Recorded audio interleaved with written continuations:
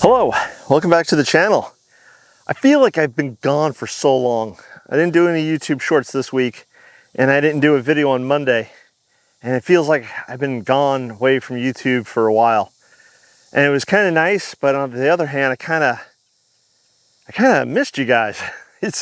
I'm so used to now for the past few years doing these YouTube videos that I stopped doing it for just a very short period of time, and it's like something's missing, something's not right. Oh, it's weird. I know it sounds weird. Oh, but here we are. So as you can see, I'm watering the rose garden because it needs it. We haven't had good consistent rain in probably about 3 weeks. We've had a little drips and drabs, little sprinkles, but nothing good and solid, like a good 1 to 2 inches of rain. Hasn't happened. And I haven't watered the rose garden all that much, which just goes to show you the value of mulching. A lot of these plants are more mature, and roses especially run their roots deep into the ground, which is good because they can always find moisture down there. Some of these other plants, the peonies look awful, but it is that time of year. They sort of start flopping over. I'm actually surprised they've lasted this long with the incredible amount of heat we've had for the month of August.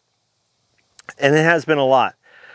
Which means I haven't gotten a lot done in the garden, or not as much as I would have liked to if the weather was cooler. That being said, it gave me some free time to do a few other projects, which is good too, which I'll talk about hopefully in the near future. But in the meantime, let's take a quick look at what I did during the week while I finish up watering the rose garden, and I'll see you guys over at the flower garden, because that also needs water.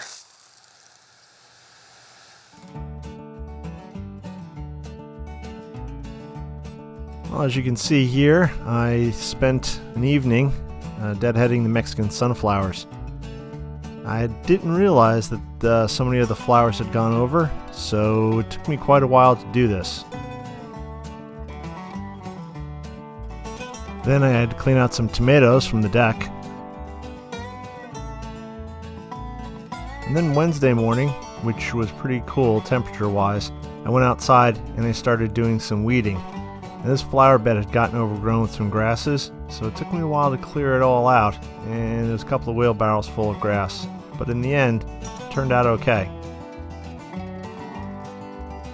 Thursday evening, I went outside and I attached the last section of fencing to one of the wooden posts, as you can see there.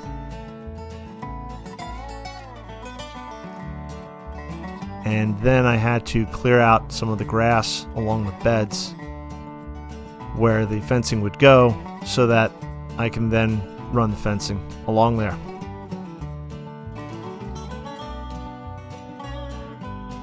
And as I was putting up the fence, my wife came home and Sophie came outside for a visit. You might see her running around here.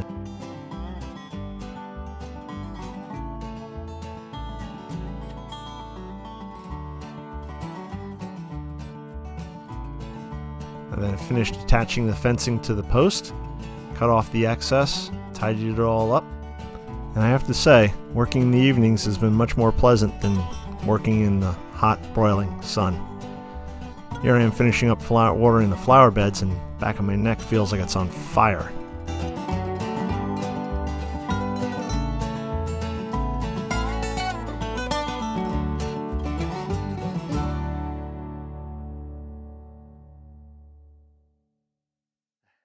No major projects today. I just wanted to catch you up on what I've been doing around the garden. Again, not much in regards of big projects. As you saw, I got the fencing done, at least the last section of fencing done that I wanted to for the rose garden. Still have to build those gates. God, there's so much still to do in the garden. Hopefully I can get those gates built before the fall. And probably in the next few weeks, cross my fingers and toes. There's so much weeding and deadheading to do. In fact, tonight I'm going to come out, I'm going to work on the dahlia bed here. I'll do some deadheading. Some of the dahlias need to be tied up, I noticed as I was watering, so they don't start flopping over. Some that are flopping over need to be propped up. Monday I'm going to do a veg garden tour. I decided that as I was watering. So I'm going to put you down. Just getting heavy. So Monday I'm going to do a veg garden tour. The veg garden, it's sort of going through that transitional period where a lot of the spring crops are well gone or almost gone. The fall crops will be going in soon. I have some of the raised beds to top off. I have to decide which beds I'm going to keep for the fall winter. Some of the beds I'm going to put to sleep. I'll talk more about that when I get there.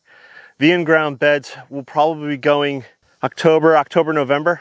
By then, a lot of the pumpkins or melons or whatever else is left in the in-ground should be finally rolling over, having their day, and I'll have to turn around and then, you know, start covering up those beds, which again, I'll probably do a whole video on and talk more about it then. I'm not going to bore you guys any more than I already do. Just trying to keep the garden watered right now.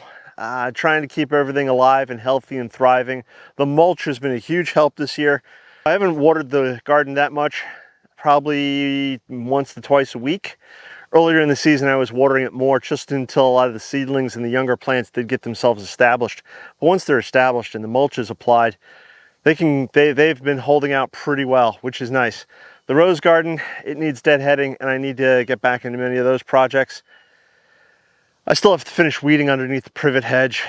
There'll be a lot of planting going on this fall.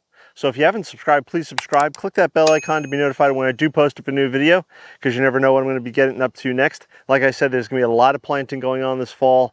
I'll be doing some things to the beds this year that I haven't done in prior years, and that's to help overwinter them, winterize them. Again, I'll talk more about that when I get there. Just a lot of planting. I have trees and bushes and shrubbery and plants that I will need to get planted out. I just need this heat to start breaking, which it might start doing over the next 5 to 7 days. We'll be getting down into the low 80s, high 70s. That'll be a huge help to me. If you don't follow me on Instagram, give a follow on Instagram. I try to post up pictures there that you won't necessarily see here. And I've posted up some doozies lately. I actually got pictures of a cicada coming out of its shell, and then the next morning it had its wings out. It was pretty cool. Also, don't forget the community tab on the YouTube homepage, because I've been trying to post up there a little more often, including, it's a lot of behind the scenes stuff or stuff that you, again, normally won't see here on the channel. I try to keep the content in all the different areas a little different so that you have something to look forward to or look at in each of those areas. The YouTube community page, the Instagram, wow, I'm getting old, and here on YouTube. So it's gonna wrap it up for today. I'm gonna catch you guys in the next one. Bye-bye.